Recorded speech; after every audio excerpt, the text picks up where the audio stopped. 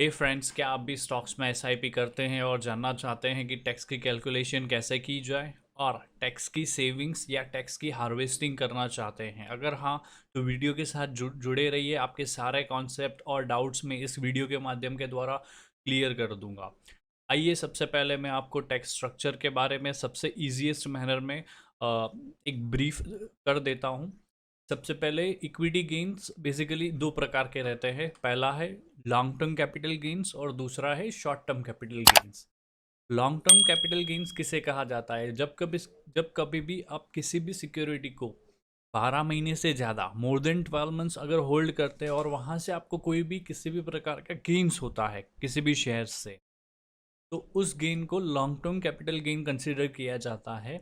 और जब कभी भी आप किसी भी शेयर को लेस देन 12 मंथ्स 12 महीने से कम के लिए होल्ड करते हैं और कोई भी गेन होता है उस पर आपको जो वो जो गेन है उसे शॉर्ट टर्म कैपिटल गेन्स कहा जाता है।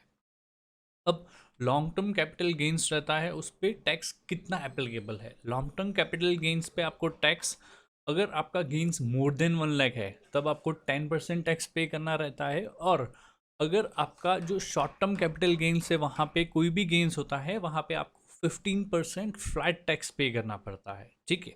अब बहुत सारे इन्वेस्टर्स के माइंड में एक ये भी क्वेश्चन होगा कि अगर लॉस होता है तो क्या? अगर कोई भी लॉन्ग टर्म कैपिटल लॉस होता है तो आप उसे अप टू 8 फाइनेंशियल ईयर तक कैरी फॉरवर्ड कर सकते हैं। बट मेक श्योर कि आपको ये जो लॉन्ग टर्म कैपिटल लॉस होता है उसे आप against long term capital gains के सामने ही सेट ऑफ कर सकते हैं। जबकि अगर आपको कोई भी शॉर्ट टर्म कैपिटल लॉस होता है, ठीक है, तो उसे आप लॉन्ग टर्म कैपिटल गेन्स या तो शॉर्ट टर्म कैपिटल गेन्स के सामने सेट ऑफ कर सकते हैं। और ये भी आप अप टू 8 फाइनेंशियल ईयर्स तक कैरी फॉरवर्ड कर सकते हैं। ठीक है।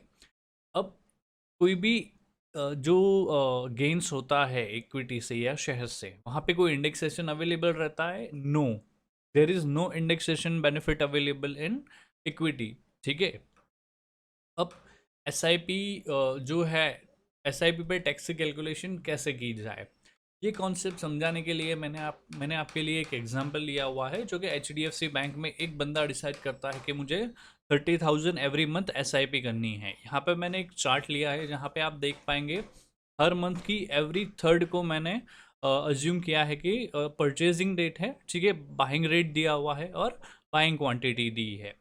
यहाँ पे मैंने एक दूसरा चार्ट लिया है जहाँ पे आप देख पाएंगे कि जो सेलिंग डेट डिसाइड की गई, कि लेट से कि ये बंदा जो एसआईपी कर रहा था उसे किसी रीज़न की वजह से नवंबर 11 अक्टूबर 2021 को सारे सिक्योरिटीज बेचने पड़े। सो क्या जो पूरी एसआईपी है उसी पे long term capital gains applicable रहेगा या short term capital gains applicable रहेगा? अगर आप आखिरी में देखेंगे तो वहाँ पे मैंने एक मेंशन किया हुआ है कि किस प्रकार के जो टैक्सेस हैं एप्लीकेबल रहेंगे। जिस किसी भी सिक्योरिटी को अगर आपने 3 नवंबर 2021 के पहले बाय किया है उस पर आपको लॉन्ग टर्म कैपिटल गेन्स पे करना पड़ेगा अगर वो 1 लाख से अबव है capital gain during a financial year. और अगर जिस किसी भी सिक्योरिटी को आपने 3 नवंबर या उसके आफ्टर बाय किया है तो वहाँ पे आपको जो टैक्स है वो शॉर्ट टर्म कैपिटल गेन्स के according at the rate 15% flat rate पे आपको टैक्स पे करना पड़ेगा। बेसिकली इंडिया में टैक्स कैलकुलेशन के लिए फीफो मेथड का यूज़ किया जाता है। अब फीफो बहुत सारे कॉमर्शियल बैकग्राउंड स्टूडेंट्स को शायद पता हो कि FIFO means first in first out. जो भी चीज़ फर्स्ट इन होती है, जो जिस किसी भी चीज़ को पहले बाय किया किया जाता है उसे ऐसे अज्यूम किया जाता है कि वो फर्स्ट आउट है। ठीक है। सो लेट्स से कि एक एग्जांपल मैं आपके लिए लेता हूँ कि जैसे कि 3 मई 2020 को बंदे ने 32 शेयर्स और 3 जून 2020 को 30 शेयर्स बाय किए।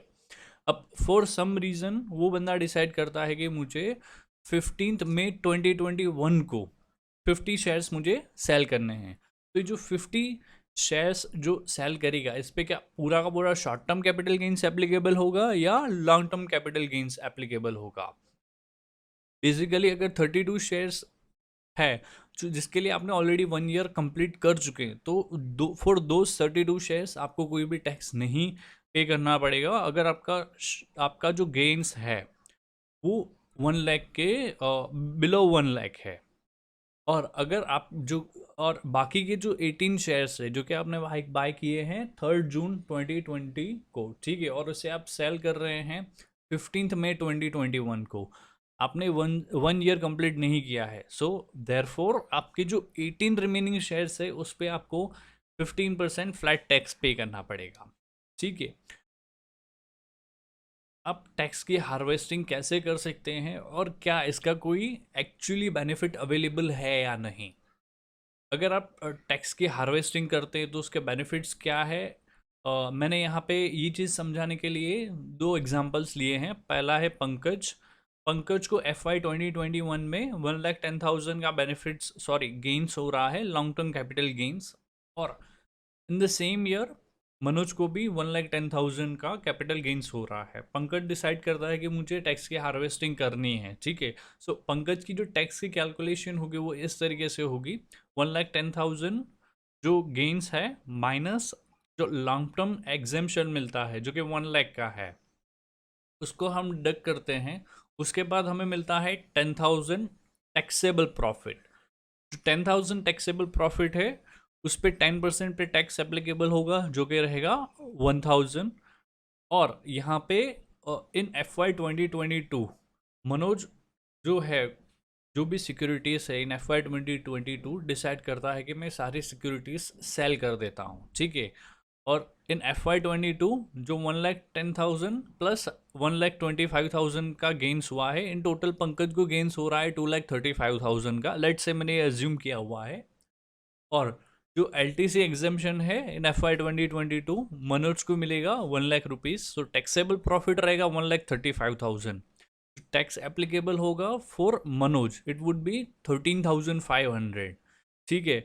और अगर मैं सेम गेन मनोज के लिए एप्लीकेबल करूं 1,25,000, सो मनोज को पेएबल टैक्स होगा इन FY 22 that is 25,000 so total payable tax होगा पंकज के लिए सिर्फ और सिर्फ 3,500 बिकॉज उसने टैक्स की हार्वेस्टिंग की हुई है। और जबकि मनोज ने टैक्स की हार्वेस्टिंग नहीं की तो उसको 13,500 उसको टैक्स पे करना पड़ा। सो आप क्लियरली देख पाएंगे कि पंकज ने यहाँ पे क्लियर कट टैक्स की 10,000 रुपीज़ की सेविंग की, ठीक है। तो मैं ऑलवेज यही एडवाइस करूंगा कि हर साल अगर आपका गेन्स मोर देन 1 लाख होता है सो आप उसे बुक कर लीजिए और नेक्स्ट डे वही सिक्योरिटीज़ आप लॉन्ग टर्म के लिए बाय कर सकते हैं, ठीक है।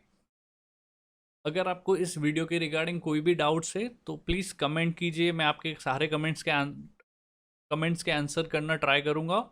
अगर आप चाहते हैं कि इसी तरीके से ज़्यादा मैं वीडियो आपके लिए बनाता रहूँ तो प्लीज़ चैनल को लाइक कीजिए, सब्सक्राइब कीजिए और शेयर करना मत भूलिएगा। Thank you.